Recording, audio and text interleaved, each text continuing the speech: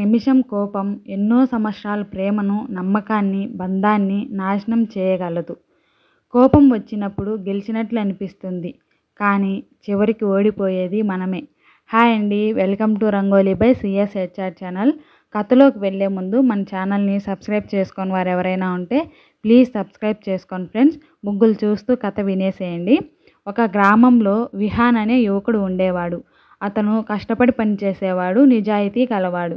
కానీ అతనికి ఒక పెద్ద లోపం ఉండేది. చిన్న విషయానికే విపరీతమైన కోపం. ఎవరైనా ఆలస్యంగా మాట్లాడినా కోపం, పని తప్పు చేసినా కోపం, తన మాట వినకపోయినా కోపం. నేను నిజం చెబుతున్నాను అని అనుకునేవాడు. కానీ నిజానికి అతను చెప్పిన మాట కంటే కోపంతో చెప్పిన విధానమే అందరినీ బాధ పెట్టేది. ఒకరోజు అతని తల్లి అడిగింది, నాన్న, నువ్వు కోపడిన ప్రతిసారి నీకు గెలిచిన భావన వస్తుందా అని. విహాన్ నవ్వుతూ, ఖచ్చితంగా వస్తుందమ్మా, నా మాట అందరూ వింటారు. తల్లి చిరునవ్వుతో, వింటారు కానీ గౌరవంతో కాదు, భయంతో. ఆ మాట అతను పట్టించుకోలేదు. కొన్ని నెలల తర్వాత అతని స్నేహితులు దూరమయ్యారు.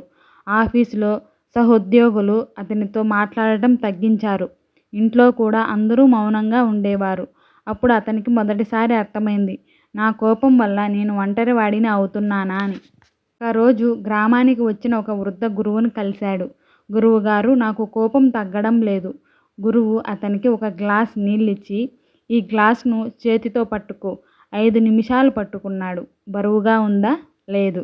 అరగంట తర్వాత, ఇప్పుడు చేతి నొప్పిగా ఉంది. 1 గంట తర్వాత, ఇంకా పట్టుకోగలవా? కుదరదు. అప్పుడు గురువు అన్నాడు, గ్లాస్ బరువు మారలేదు, కానీ ఎంత ఎక్కువసేపు పట్టుకున్నావో అంత ఎక్కువ బాధ కలిగింది. కోపం కూడా అంతే.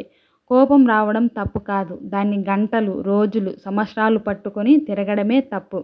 విహాన్ అడిగాడు, అయితే కోపం వచ్చినప్పుడు నేనేం చేయాలి అని. గురువు చిరునవ్వుతో చెప్పారు, కోపం వచ్చినప్పుడు వెంటనే స్పందించకు. 10 సెకండ్లు మౌనంగా ఉండు. లోతుగా 3 శ్వాసలు తీసుకో. ఈ ఒక్క ప్రశ్న వేసుకో, నేను ఇప్పుడు చెప్పబోయే మాట సమస్యను పరిష్కరిస్తుందా లేక సమస్యను సృష్టిస్తుందా అని. ఆ రోజు నుంచి విహాన్ మారడం ప్రారంభించాడు. మొదట చాలా కష్టం అనిపించింది. చాలాసార్లు మళ్ళీ కోపడ్డాడు. కానీ ప్రతి తప్పు తర్వాత తనను తాను ప్రశ్నించుకునేవాడు, నేను గెలిచానా లేక నా కోపమే గెలిచిందా. కొద్ది రోజుల్లో అతని మాటల్లో మార్పు వచ్చింది. కొన్ని నెలల్లో అతని జీవితంలో మార్పు వచ్చింది. స్నేహితులు తిరిగి వచ్చారు. ఇంట్లో నవ్వులు మొదలయ్యాయి. ఆఫీస్లో గౌరవం పెరిగింది. ఒకరోజు అతని తల్లి కళ్ళల్లో ఆనందం కనిపించింది. ఇప్పుడు నువ్వు అందరినీ గెలవడం లేదు నాన్న, కోపాన్ని గెలిచావు. అదే నిజమైన విజయం. కోపం రావడం సహజం, కానీ కోపానికి బానిస కావడం ప్రమాదం. కోపం వచ్చిన క్షణంలో మాట్లాడితే మనసులు విరిగిపోతాయి.